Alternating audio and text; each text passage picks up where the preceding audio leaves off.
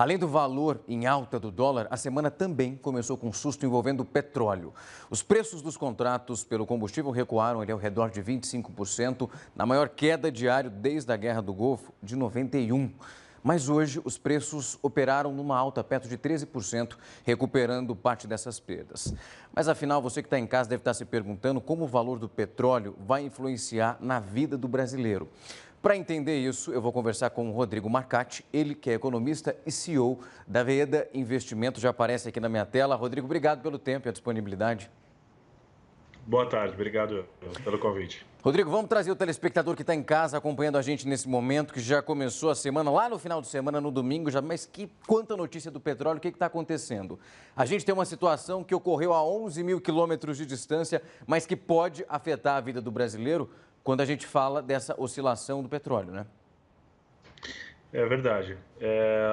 A grande questão é que a gente não sabe se isso vai permanecer, obviamente, no longo prazo, né?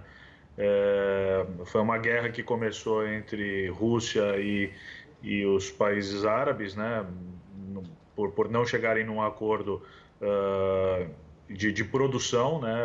Por conta do coronavírus, estima-se que a gente vai ter um consumo menor de petróleo no mundo nos próximos trimestres e por conta disso a OPEP sugere sempre uma redução na produção para você equilibrar o preço.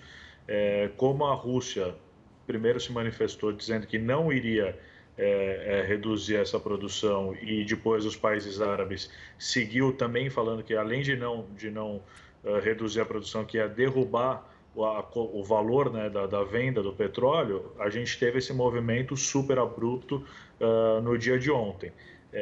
Como a gente pode ver, hoje já recuperou grande parte do movimento da queda. Então, a gente ainda não sabe precisar se vai chegar de fato na refinaria e, por consequência, no posto de gasolina, algum tipo de mudança no preço. Se chegar, o que a gente está prevendo é que chegue uma redução no custo da gasolina e dos outros derivados de petróleo. Com isso, a gente pode ter um frete mais barato, né? Enfim, gerando mais um alívio na inflação, que já estava totalmente sob controle. Pelo contrário, a gente está com uma inflação baixa por conta de um crescimento ainda tímido da economia. Caso o petróleo venha de fato a permanecer mais baixo nos próximos dias, a gente pode ter uma expectativa de inflação ainda menor.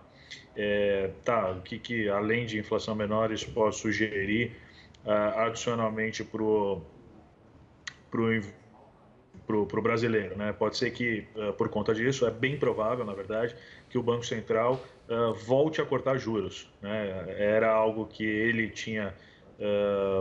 né, o próprio Banco Central tinha dito na última reunião que iria parar por enquanto nos atuais 4,25 de Selic, e pode ser que agora ele tenha, né, espaço para cortar mais, porque o crescimento esse ano que era esperado acima de 2%, provavelmente com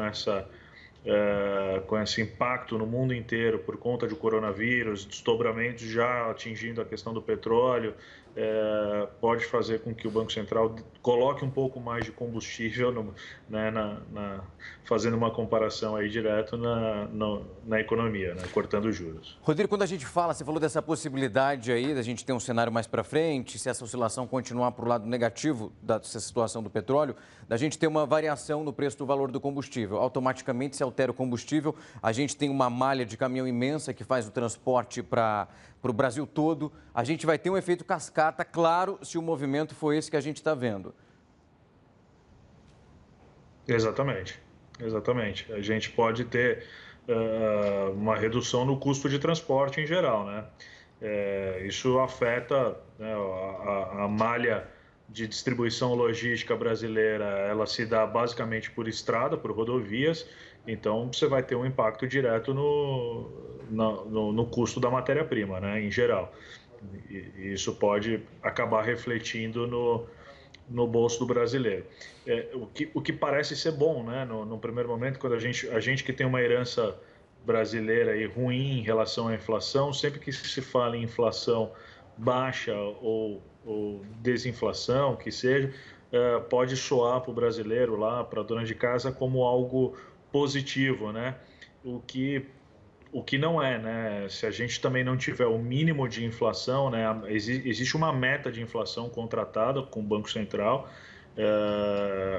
que se ela não é atingida, isso sugere também que o país não está crescendo, né? Então, se o país não está crescendo, é menos empregos sendo gerado, a gente que já está com um déficit muito grande, né, um estoque de desempregados gigante, e isso também não pode, acaba não sendo bom, né? Então, nesse momento, onde a gente já tem uma situação de inflação baixa, talvez a história do petróleo não vá contribuir de forma positiva, tá? Exato. A gente vai acompanhar de perto esse movimento, torcendo, claro, sempre para o melhor cenário. Rodrigo, eu agradeço o tempo e a disponibilidade para trazer as informações para o nosso telespectador. Eu que agradeço. Muito Até. obrigado.